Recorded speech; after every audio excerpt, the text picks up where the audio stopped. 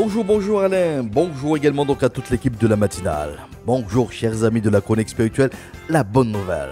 Le pasteur Joseph vous bénit dans le nom de Christ. Saviez-vous que vous êtes bénis de Dieu depuis votre naissance? Il est bien dit, Dieu bénit l'homme et la femme, point de distinction. Être béni, c'est une chose. Rester béni, c'est une autre chose. Et c'est tout ce que je vous souhaite. Une vérité est affirmée. D'une part, Dieu vous aime. Et d'autre part, Dieu recherche votre proximité.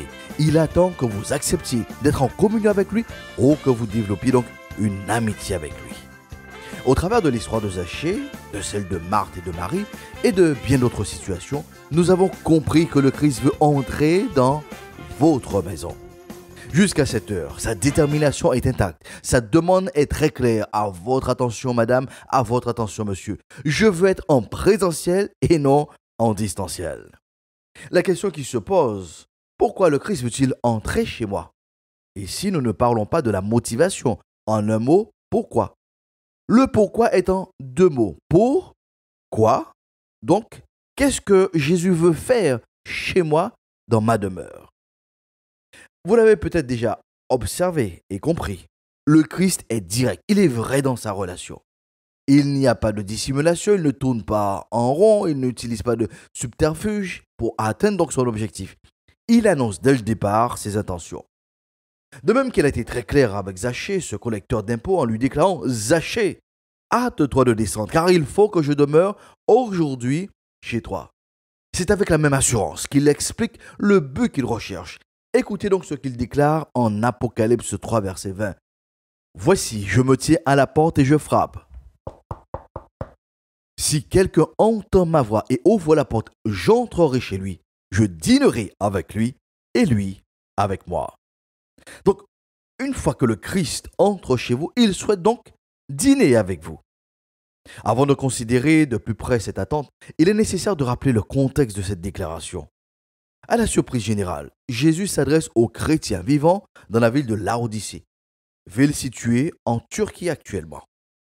C'est même déconcertant que le Christ dise à des chrétiens « Je veux entrer chez vous ». Bien plus, le Christ affirme qu'il veut littéralement dîner avec vous. Voici le contexte donc de cette déclaration.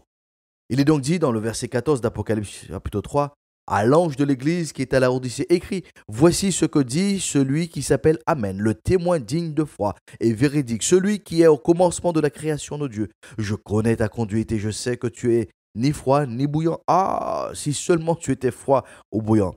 Mais puisque tu es tiède, puisque tu n'es ni froid ni bouillant, je te vomirai de ma bouche. Tu dis, je suis riche, j'ai amassé des trésors, je n'ai besoin de rien. Et tu ne te rends pas compte que tu es misérable et pitoyable, que tu es pauvre, aveugle et nu. C'est pourquoi je te donne un conseil. Achète chez moi de l'or purifié au feu pour devenir réellement riche, des vêtements blancs pour te couvrir afin qu'on ne voit pas ta honteuse nudité et un collier pour soigner tes yeux afin que tu puisses voir clair. Moi, ceux que j'aime, je les reprends et je les corrige. Fais donc preuve de zèle et change. Voici, je me tiens à la porte et je frappe. Si quelqu'un entend ma voix et ouvre la porte, j'entrerai chez lui, je dînerai avec lui et lui avec moi.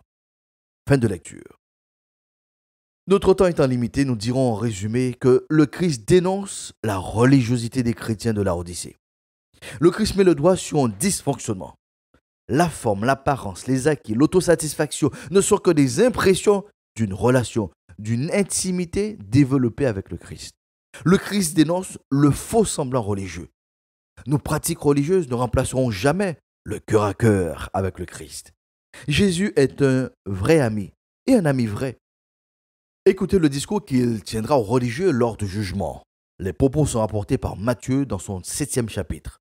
Il déclare « Pour entrer dans le royaume des cieux, il ne suffit pas de me dire « Seigneur, Seigneur ». Il faut accomplir la volonté de mon Père céleste. Au jour du jugement, nombreux sont ceux qui me diront « Seigneur, Seigneur, nous avons prophétisé en ton nom, nous avons chassé des démons en ton nom, nous avons fait beaucoup de miracles en ton nom. » Je leur déclarerai alors « Je ne vous ai jamais connu. Allez-vous-en, vous qui pratiquez le mal. » Fin de lecture. Il ne suffit pas de dire « Seigneur, Seigneur ». c'est le cœur à cœur avec le Dieu de la vie qui prime par-dessus tout. Dans ses propos, le Christ ne stigmatise pas une religion ou une dénomination chrétienne. Il affirme clairement que la religiosité de l'homme ne le dupe point. À pas tout dire qu'il est chrétien, qu'il est quoi en bon Dieu, qu'il est l'église, qu'il est une religion. Une fois de plus, dans des problèmes que nous créons, c'est encore le Christ qui prend l'initiative de nous proposer une issue de secours. Écoutez donc bien sa proposition. Voici, je me tiens à la porte et je frappe.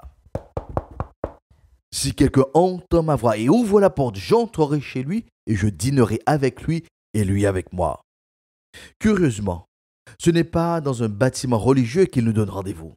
Paradoxalement, ce n'est pas dans des activités, dans des rituels, dans le faire qu'il nous attend. Il ne vous demande même pas de vous déplacer. Il va jusqu'au bout de sa démarche. C'est lui qui se déplace. Il vient directement chez vous. Et là, devant la porte, il frappe. En vous demandant de bien vouloir lui ouvrir la porte. Julien, c'est le Christ qui frappe à la porte de ta vie. Sandra, c'est le Christ qui frappe à la porte de ta vie. Alors que vous êtes chez vous, en fin de journée, seul avec vous-même dans votre existence, la nuit s'annonce. Et avec elle, le dîner. Le Christ frappe. En vous appelant par votre prénom. Michael, Corinne, je veux dîner avec toi ce soir. Quelqu'un a dit, pour écouter la voix de Dieu, il faut diminuer le volume du monde. Si la télé et la radio jouent en même temps, si le batteur électrique fonctionne dans la cuisine, le niveau de décibels vous empêchera d'entendre la voix du Christ qui frappe et qui vous demande de lui ouvrir la porte de votre intimité. Que recherche-t-il? Certainement pas que vous mettiez les petits plats dans les grands. Il n'attend pas que vous fassiez le dîner du chef pour le recevoir. Ce que vous avez, c'est ce qu'il souhaite partager avec vous. Si c'est une salade avec de la morue, pas de souci. Si vous avez juste prévu une infusion pour le dîner, il la partagera avec vous. Vous l'aurez compris, au travers de ce dîner, c'est le cœur à cœur, c'est la communion que le Christ recherche avec vous. Dans ce tête-à-tête qui n'a pas lieu en présence de la famille, en présence des amis, le Christ veut être à votre écoute. Là où personne ne vous écoute, Jésus veut vous accorder toute son attention. Où les proches amis sont limités par le temps qu'ils peuvent vous accorder avec de la qualité. Le Christ est et sera à votre écoute de manière illimitée et avec une qualité inégalée. C'est ce qu'il explicite quand il déclare « Je dînerai avec lui et lui avec moi ». La qualité de l'échange est tellement garantie que le Christ annonce à l'avance que finalement c'est vous qui dînerez avec lui. Cela vous est certainement déjà arrivé de rencontrer une personne pour la première fois. La connexion est instantanée. De quelques minutes d'échange, vous passez à des heures de discussion ininterrompues. Vous n'avez même pas vu passer le temps. Jésus veut dîner avec vous. Là encore, malgré le besoin criant qu'il y a dans votre existence, de rompre un silence assourdissant, d'éradiquer une solitude qui vous ronge de partout, le Christ est un vrai ami, un ami vrai. Il n'entre pas par effraction. Il vous laisse le choix de décider ce que vous voulez pour vous-même, pour la suite de votre existence. Si vous entendez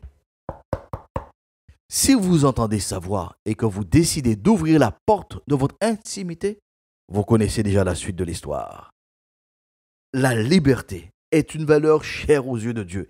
Même en pleine crise, Dieu vous laisse le soin de choisir. Il vous laisse la possibilité d'accepter ou de refuser son invitation, sa main tendue pour vous secourir.